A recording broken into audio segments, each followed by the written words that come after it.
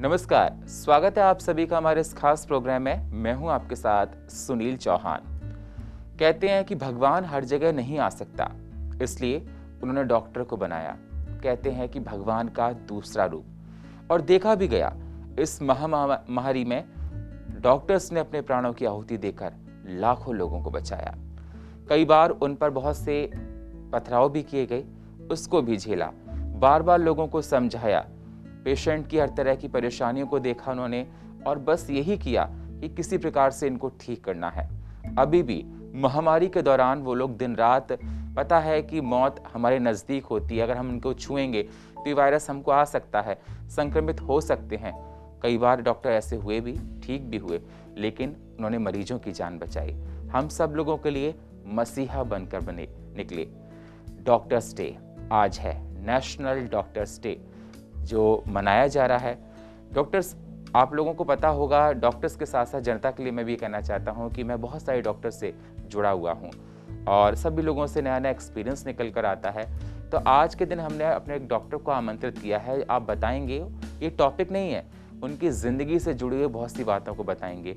एक डॉक्टर बनने के लिए किस प्रकार का संघर्ष करना पड़ता है, किस प्रकार की कसौटियों पर खरा उतरना पड़ता है, तब आप एक सक्सेसफुल डॉक्टर बन पाते हैं। कौन कौन सी परेशानियां उनको उठानी पड़ती हैं। साथ ही साथ आपको बताएंगे, कई बार ये प्रश्न उठाए जाते हैं एलोपैथी पर, उसको लेकर वो लोग जब निराश हो जाते हैं तो उस पर कैसे निकलते हैं। नए बच्चे जो डॉक्टर्स इस प्रोफेशन में आ रहे हैं, उनको ऐसा क्या करना है जिससे वो आगे चलकर एक सक्सेसफुल डॉक्टर बन जाएं। और सबसे पहले आपको ये बताएंगे कि डॉक्टर्स डे आखिर सेलिब्रेट क्यों किया जाता है। इन सारी बातों पर जवाब देने के लिए, और आज का इंटरव्यू किसी टॉपिक पर नहीं, मैंने आपको पहले ही बताया था, डॉक्टर्स डे पर है। डिस्कशन करने के लिए हमारे साथ श्रेया सेंटर के डायरेक्टर डॉक्टर राकेश गुप्ता जी हैं। अभिनंदन है सर। धन्यवाद। डॉक्टर राकेश गुप्ता जी से बात करेंगे, लेकिन छोटी सी एक रिपोर्ट देखिए डॉक्टर्स डे पर। डॉक्टर को अगर भगवान का दर्जा दिया जाए तो ये कहीं से भी अतिशयोक्ति नहीं होगी। इंसान के रूप में वह हमारे जीवन रक्षक हैं, जो कई मामलों में अपनी जान की परवाह किए बिना दूसरों की जान बचाते हैं। कोरोना काल में देखा भी गया। कोरोना महामारी के इस दौर में हम सब ने ये अपनी आंखों से देखा। एक तरफ टीवी चैनल्स और अखबार पर ऐसी खबरें आई जहां कोरोना के डर से अपने परिवार के लोगों ने साथ छोड़ दिया, वहां डॉक्टर्स ने दिन रात परवाह किए बिना अपनी जान पर खेलकर लोगों की जान बचाई। आज डॉक्टर्स डे है। डॉक्टर्स डे सेलिब्रेट किया जा रहा है। अगर आपके और आपके परिवार को लेकर डॉक्टरों के साथ कुछ ऐसा ही वाकया हुआ है तो अपने डॉक्टर को जरूर धन्यवाद कहें। आप अपनी भावनाओं को व्यक्त करने में सक्षम नहीं हैं तो ये काम अपने प्यारे डॉक्टर को तोहफा देकर कर सकते हैं। पता नहीं कितनों की दुनिया को सजाने वाले और परिवारों में खुशियों के रंग भरने वाले इन महान भाव का जितना वंदन अभिनंदन हो, चाहे प्रत्यक्ष रूप में या परोक्ष रूप में, वो कम है। डॉक्टर्स डे को सेलिब्रेट कर रहे हैं और ये डॉक्टर ही हैं जो धरती पर दूसरा भगवान का रूप हैं। प्रोग्रामिंग डेस्क से सुनील चौहान, CCN न्यूज, दिल्ली। तो देखा आपने, डॉक्टर्स डे बहुत ही महत्वपूर्ण दिन और हम सब लोग मना रहे हैं। और जितने भी डॉक्टर लोगों की प्रशंसा की जाए, चाहे परोक्ष रूप में हो चाहे प्रत्यक्ष रूप में हो, उनका जो योगदान है वो अविस्मरणीय है। जितने शब्दों में अगर उनकी तारीफ की जाए उतने ही शब्द कम पड़ते हैं। सर, सबसे पहले आपको हैप्पी डॉक्टर्स डे, और जुड़े हुए मेरे सारे डॉक्टर्स जो इस प्रोग्राम को देख रहे हैं उनको भी हैप्पी डॉक्टर्स डे। सर, सबसे पहले मैं आपसे ये जानना चाहता हूँ कि डॉक्टर्स डे को आखिर सेलिब्रेट क्यों करते हैं। सुनील, सबसे पहले तो मैं डॉक्टर्स डे के उपलक्ष्य में मैं उन सभी चिकित्सकों को इस डॉक्टर्स डे पे बधाई देना चाहूँगा जो भी इस चिकित्सा पद्धति से जुड़े हुए हैं। हर तरह की पद्धति, चाहे मॉडर्न मेडिसिन हो, एलोपैथी हो, आयुर्वेदिक हो, इंडियन मेडिसिन हो, जो भी व्यक्ति डॉक्टर के रूप में सेवा कर रहा है, उन सभी को आज 1 जुलाई को डॉक्टर्स डे के उपलक्ष्य पे मेरी तरफ से बहुत बहुत बधाइयाँ। सुनील, जैसे आपने पूछा कि क्यों मनाया जाता है, देखिए 1 जुलाई को हमारे डॉक्टर बिपिन चंद्र रॉय, BC रॉय, इनका जन्मदिन है और ये हमारे वेस्ट बंगाल के चीफ मिनिस्टर रह चुके हैं। और इन्हीं के जन्मदिन को डॉक्टर्स को एक समर्पित किया गया और 1 जुलाई को प्रतिवर्ष डॉक्टर्स डे मनाया जाता है। हालांकि ये कई वर्षों से चलता आ रहा है, परंतु ये पहली बार ऐसा हुआ है कि हमें इस डे पे गर्व महसूस हो रहा है, एक खुशी महसूस हो रही है, क्योंकि पिछले 1.5-2 साल में हमने देखा है कि डॉक्टर्स की इम्पोर्टेंस क्या है।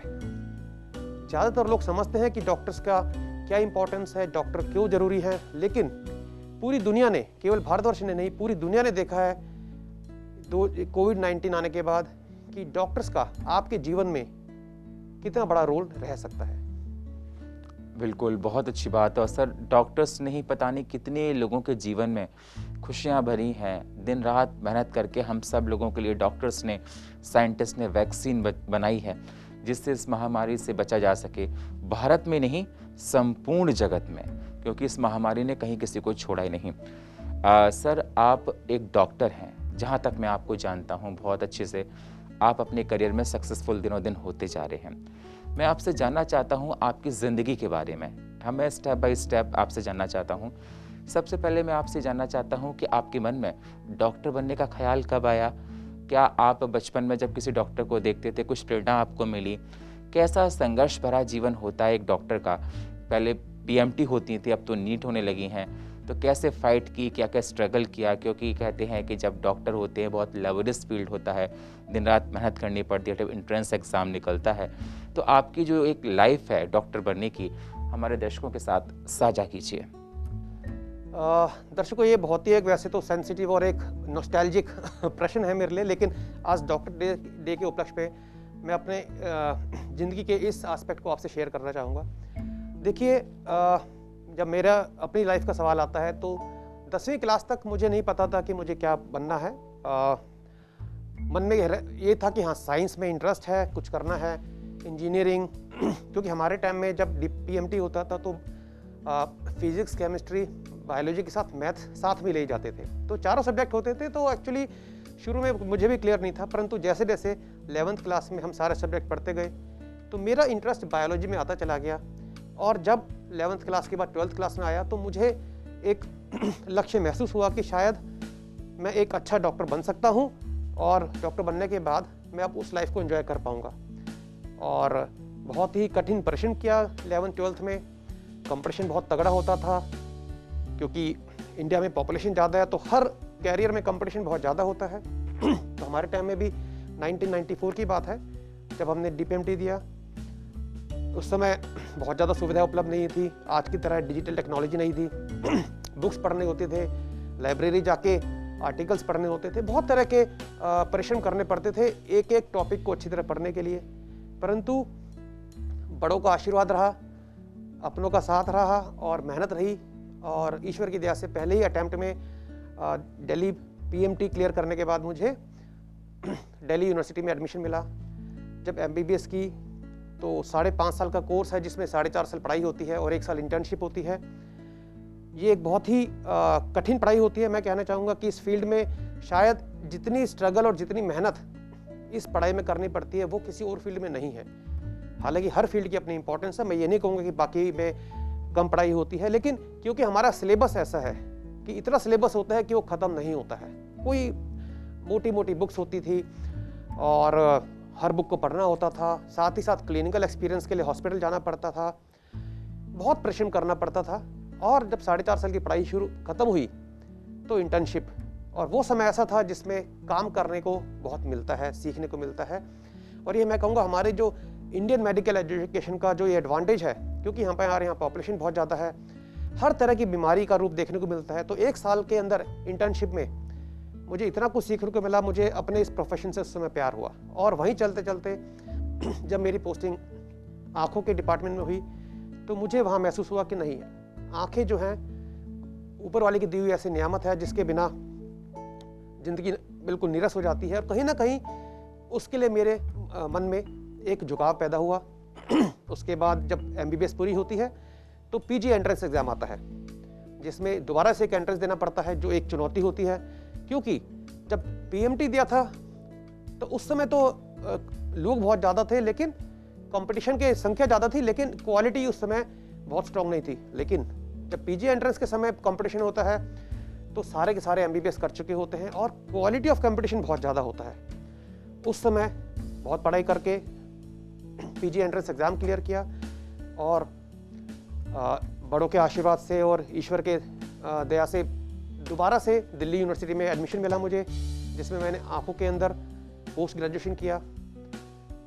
आंखों का ऑपरेशन करना, क्योंकि एक बहुत ही बारीक काम होता है, माइक्रोस्कोप में किया जाता है, जिसे माइक्रोस्कोपिक सर्जरी कहते हैं। उसमें बहुत अच्छा इंटरेस्ट डेवलप हुआ। फिर फेलोशिप करने के लिए मैं आगे और कुछ स्पेशल सीखने की इच्छा थी, तो मैं कॉर्नियल सर्जरी सीखने के लिए, कॉर्नियल ट्रांसप्लांट, उसके लिए सीखने के लिए मैं 3 साल हैदराबाद, एक बहुत बड़ी इंस्टीट्यूट है LV प्रसाद इंस्टीट्यूट, वहाँ जाके मैंने 3 साल की फेलोशिप की, जो बहुत ही कठिन तपस्या थी। दिन में 14 से 16 घंटे काम होता था। ये पूरा परिश्रम करने के बाद दिल्ली वापस आके मैंने अपनी प्रैक्टिस शुरू की। शुरू में कई अस्पतालों से अटैच रहा। धीरे धीरे मैंने श्रेय सेंटर को शुरुआत की, और आप लोगों के सहयोग से और बड़ों के आशीर्वाद से और अपनों के प्यार से आज ईश्वर ने इस मुकाम पे लाके खड़ा किया है।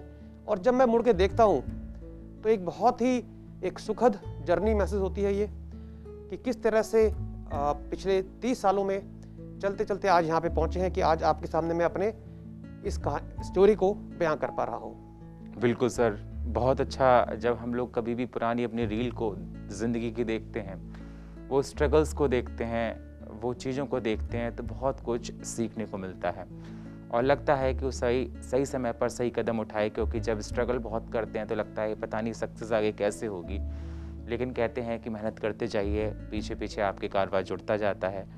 और जो आज मैं आपको देखता हूँ, बहुत ही आप डिग्निफाइड और एक सक्सेसफुल डॉक्टर हैं।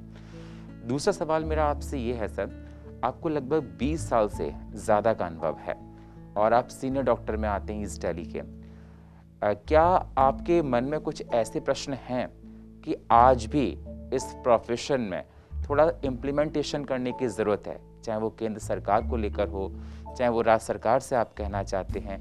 क्योंकि कई बार ये देखा जाता है, हम लोग न्यूज़ चैनल्स में है देखते हैं कि डॉक्टरों के साथ इस तरह का व्यवहार हो रहा है जो कि सरासर गलत है। देखा गया कोरोना के उपचार के समय बहुत से डॉक्टर्स इलाकों में जाते हैं वैक्सीन को लेकर, उन पर पथराव हो जाता है। कई बार कोविड का टेस्ट करने के लिए जाते लोग टेस्ट नहीं कराते हैं, तब भी उनके साथ गलत व्यवहार किया जाता है। लेकिन वो अपने पेशेंट्स को नहीं रखते हैं, वो बस चाहते हैं कि मरीज को ठीक किया जा सके। तो आपको लगता है कि क्या इस परिप्रेक्ष्य में कुछ बदलाव करने की ज़रूरत है जिससे ये प्रोफेशन और आगे जा सके?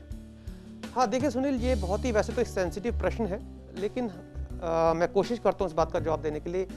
जी हाँ, हमारे प्रोफेशन में कुछ ऐसी अभी हमें ज़रूरतें हैं जो कि शायद सरकार को, पब्लिक को, हमारे एडमिनिस्ट्रेशन को समझने की ज़रूरत है। देखिए, डॉक्टरों से हर कोई उम्मीद करता है, सरकार भी उम्मीद करती है, एडमिनिस्ट्रेशन भी उम्मीद करता है, पब्लिक भी उम्मीद करती है कि हर डॉक्टर सेवा करे, परंतु कहीं ना कहीं वो अनरियलिस्टिक हो जाते हैं और वास्तविकता से दूर जाके ये भी चाहते हैं कि डॉक्टर या तो फीस ना ले, या चार्ज ना करे, या सस्ता इलाज करे। देखिए, सस्ता इलाज अवेलेबल होना ये कभी भी डॉक्टर के हाथ में नहीं है। हमारी सरकार हालांकि बहुत पॉजिटिव इंटेंट से काम करती है और शायद जो हमारी ज़रूरतें हैं उसको पूरी करने चाहती है, लेकिन बहुत सारी ऐसे एरियाज है जहाँ पे कि हमारे लिए एक सपोर्ट सिस्टम क्रिएट करने की ज़रूरत है। डॉक्टरों से या हॉस्पिटल से उम्मीद बहुत की जाती है, लेकिन जब सपोर्ट करने की बात आती है तो हमारी सरकारें हैं या एडमिनिस्ट्रेशन है उतना सपोर्ट नहीं कर पाती हैं जितनी हमें ज़रूरत होती है।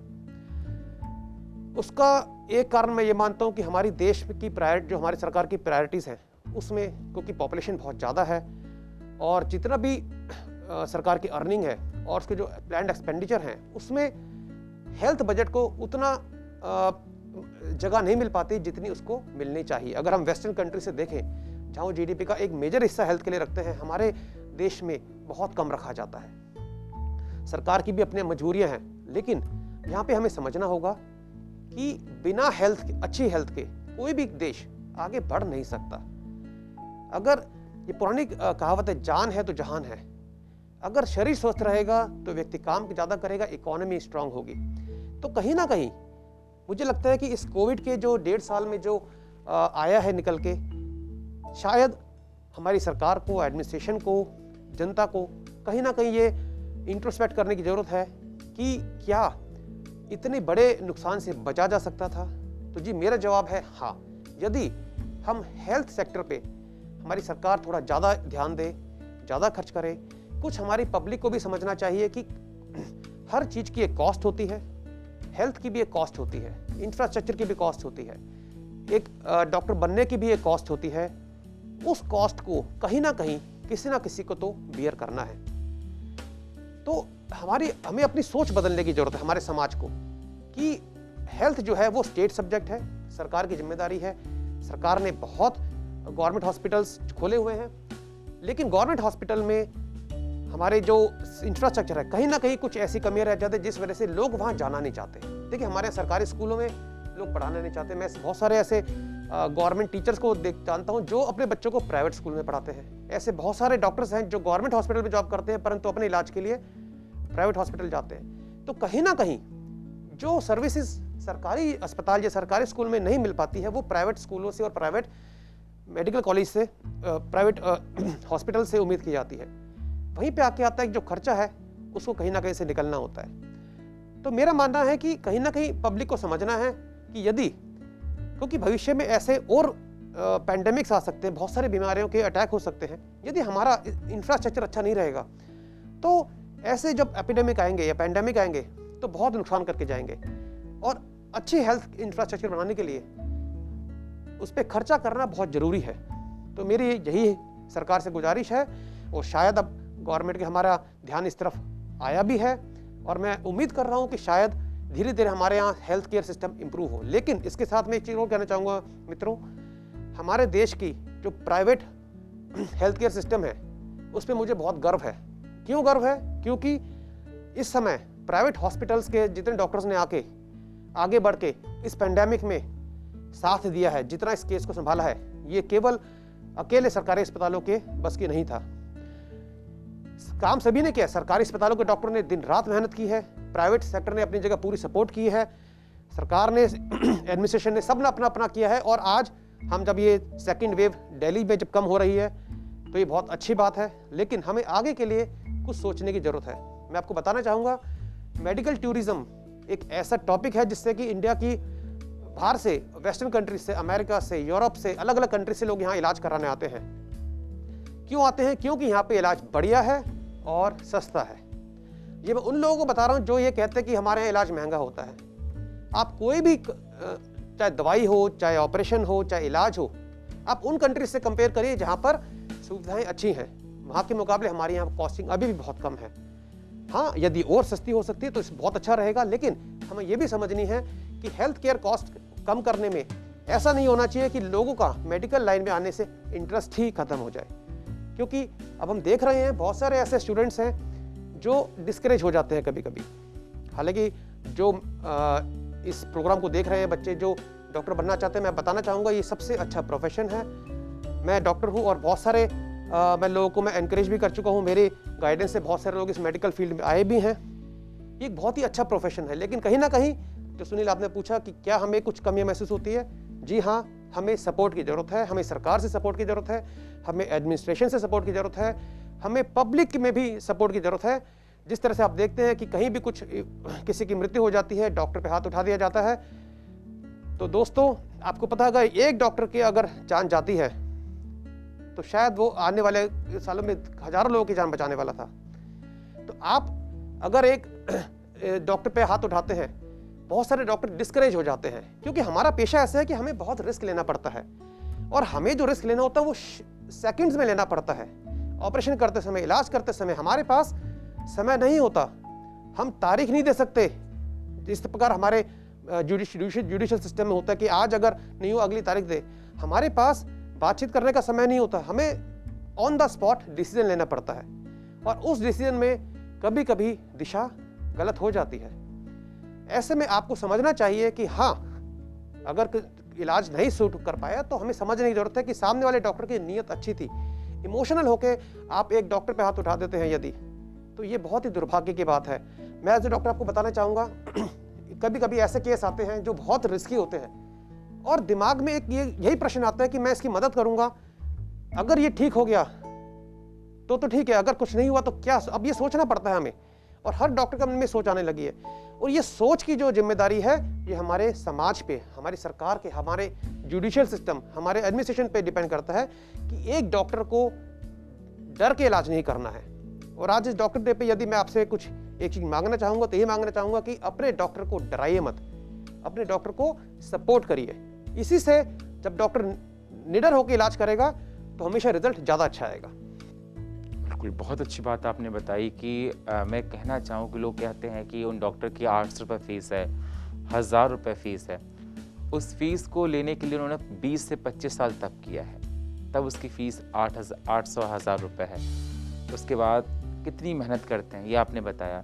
साथ ही साथ आपने कहा कि कई बार जो तीमारदार होते हैं उनके आप लोगों को गुस्सा का सामना करना पड़ता है, और बहुत बार ऐसा होता है, आप लोगों ने कहा कि कोई बीमारी के बारे में पता पड़ता है, मन में दुविधाएं होती हैं कि इलाज किया जाए और ना किया जाए। अगर बाई चांस कोई गलती हो गई तो इनके तीमारदार आप लोगों पर तमाम आरोप लगाएंगे। हम देखते हैं हमारे पास मीडिया इंडस्ट्री में आते रहते हैं इस तरह के सवाल। बहुत सारी दुविधाएं मन में चलती हैं, कश्मकश होती हैं कि क्या इसको किया जाए, क्या नहीं किया जाए। ये भी एक चिंता का विषय है, लेकिन उसके बाद भी आप लोग रिस्क लेके करते हैं और बहुत से लोगों को ठीक भी करते हैं। सर, अगला सवाल मैं आपसे ये करना चाहता हूँ कि जो कमिंग जनरेशन है, नए बच्चे हैं जो नीट की तैयारी कर रहे हैं या कॉलेज में हैं, पढ़ रहे हैं, उनको लेकर आप क्या कहना चाहते हैं कि ऐसा वो क्या करें जिससे थोड़ा सा और एडवांटेज उनको मिल सके, कुछ फ़ायदा ऐसे हों जो गलतियाँ उनसे इस लाइन में ना हों जो आप लोगों से हो गई हैं, नए बच्चे और अच्छी तरह से इसमें उभर कर आएँ? हाँ, देखिए, जो भी बच्चे इस समय मेडिकल फील्ड के लिए इंस्पायर्ड हैं, डॉक्टर बनना चाहते हैं, तो देखिए समय के साथ कंपटीशन बढ़ रहा है, लेकिन टेक्नोलॉजी से सुविधा भी मिल रही है। जब हमारे टाइम में 30 साल पहले जब ये हम पढ़ाई कर रहे थे मेडिकल के लिए, उस समय कोई सुविधा नहीं थी। जैसे मैंने बताया कि अगर एक टॉपिक पे पढ़ाई करनी है तो हमें लाइब्रेरी जाना पड़ता था, लाइब्रेरी जाके बुक लेके वो चीज़ पढ़नी होती थी। तो उस समय कभी कभी एक दिन लग जाता था या दो दिन लग जाते थे एक छोटी सी बात को समझने में, जो आज की तारीख में आप गूगल पे आप डालते हैं, तुरंत उसके एक नहीं 20 या 200 आर्टिकल आपको मिल सकते हैं। तो कंपटीशन के साथ सुविधा बहुत बड़ी है। जो लोग डॉक्टर बनना चाहते हैं उनको मैं एक बात जरूर कहूँगा कि इस प्रोफेशन के लिए आज आप बहुत दो पहलू देख रहे हैं।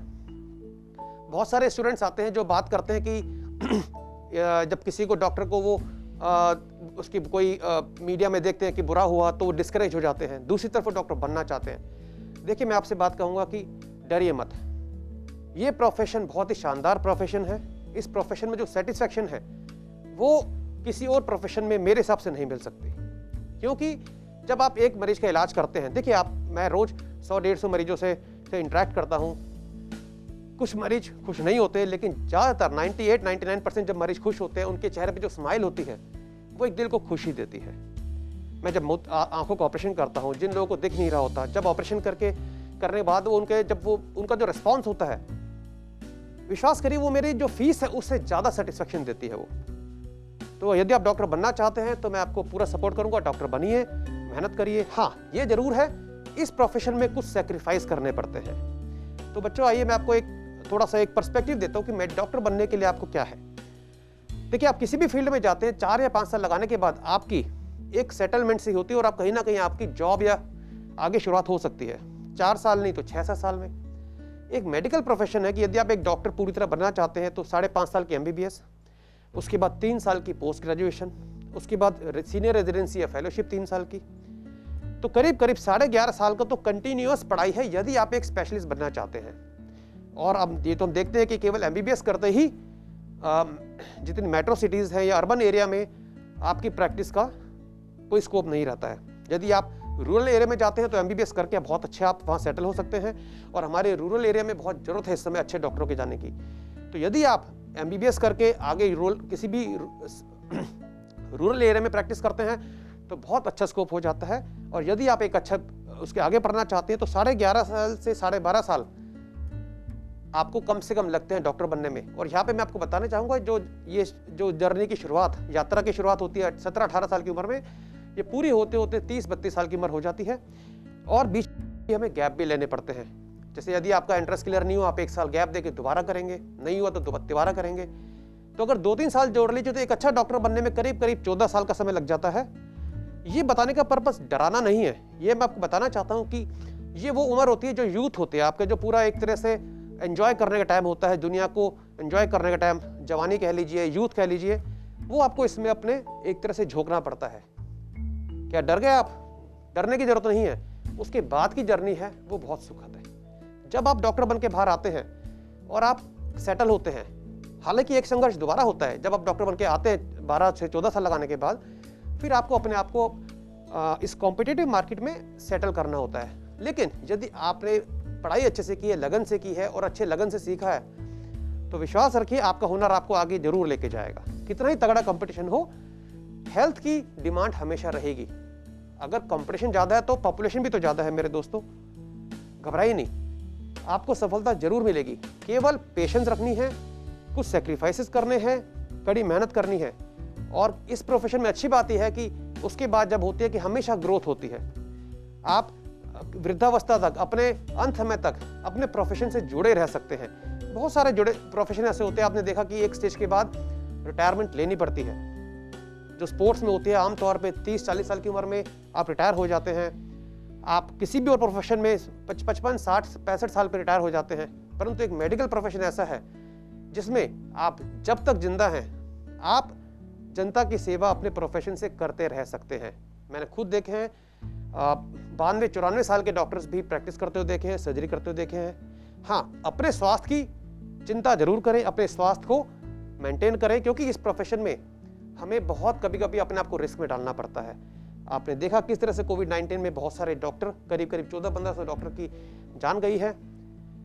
ये एक तरह के जिस प्रकार हमारे जो सोल्जर्स हैं बॉर्डर पे रिस्क लेते हैं, उसी प्रकार डॉक्टर भी अस्पताल में रिस्क ले रहा होता है। हमारी आर्मी को पे रिस्क हर कोई देख रहा होता है, क्योंकि वो सामने दुश्मनों की गोलियां झेल रहे होते हैं। परंतु एक डॉक्टरों की जो संघर्ष होती है उसको हमारे समाज नहीं देख पाता है। तो इस प्रोग्राम के माध्यम से मैं बताना चाहूंगा कि जब एक डॉक्टर इलाज कर रहा होता है, तो आप कोविड के समय में देखिए, जिस मरीज के उसके सगे संबंधी उससे मिल नहीं पा रहे थे, डॉक्टर उसके सामने जाके खड़े होकर रिस्क लेके इलाज कर रहा था। चाहे कितनी पीपी किट पहन लीजिए, चाहे कितना ही प्रिकॉशन ले लीजिए, रिस्क तो रहता है। और ये जो रिस्क डॉक्टर लेते हैं, इस चीज़ की मैं उम्मीद करता हूँ हमारा समाज रेस्पेक्ट करे। और इस चीज़ की मैं आज डॉक्टर डे पे आपसे इस बात की गुजारिश करूंगा कि अपने डॉक्टरों को डराइए मत, अपने डॉक्टरों को साथ दीजिए आपका इलाज करने में। डॉक्टर केवल इलाज करते हैं, ठीक करना या ना हो पाना वो ऊपर वाले के हाथ में होता है। देखिए, अगर डॉक्टर नहीं होंगे तो भी मृत्यु होंगी, डॉक्टर होंगे तो भी मृत्यु होती है। डॉक्टर केवल बीमारी से लड़के, आपकी बीमारी से लड़के आपको बचाने की कोशिश कर सकता है। लेकिन ये मत सोचिए कि अगर अस्पताल पहुंच गए तो व्यक्ति ठीक हो ही जाएगा या बच ही जाएगा, क्योंकि मृत्यु तो एक ऐसी निश्चित बात है जो कि होनी है। तो हर बात पे डॉक्टर या अस्पताल को ब्लेम करके ना चलें, क्योंकि आपके इस व्यवहार से कभी कभी डॉक्टर डर जाते हैं और डरा हुआ डॉक्टर कभी भी अच्छा इलाज नहीं कर पाएगा। बिल्कुल, बहुत अच्छी बात आपने बताई। और बहुत से लोग जिनको कोविड हुआ था, मेरी जब उनसे बात हुई तो उन्होंने कहा कि पता नहीं सफ़ेद लिबास में पहनकर कोई लोग आते थे और मसीहा बनकर इलाज करते थे। उस समय में जब परिवार वाले भी छूने से इतराते हैं। और ऐसे बहुत से डॉक्टर्स ने, हेल्थ केयर वर्कर्स ने लोगों का अंतिम संस्कार किया, जिनका परिवार वालों ने कंधा तक नहीं दिया, जिनकी अस्थियां तक परिवार वाले लेने नहीं आए। तो जितना वंदन अभिनंदन ऐसे लोगों का हो, डॉक्टर्स आप लोगों का हो इस मंच से, उतना ही कम है। बहुत बहुत शुक्रिया सर, आप डॉक्टर्स डे पर आए और अपनी लाइफ के बारे में बहुत सी बातें शेयर की, बताया, समझाया, और क्या क्या थोड़ी सी खामियां हैं उनको कंप्लीट करने की हमारी सरकार की जिम्मेदारियां ही बनती हैं, जिससे आगे चलकर ये मेडिकल फील्ड और स्ट्रांग बने और कोई भी महामारी कभी भी आती है तो हम लोग एक सक्षम रूप से इसको देख सकें। बहुत बहुत शुक्रिया। तो देखा आपने, डॉक्टर राकेश गुप्ता जी ने बताया, समझाया कि डॉक्टर बनने के लिए क्या क्या संघर्ष करने पड़ते हैं, तब इतना तप करने के बाद, तपस्या करने के बाद एक डॉक्टर बन पाते हैं। 14 साल लग जाते हैं कम से कम डॉक्टर बनने में।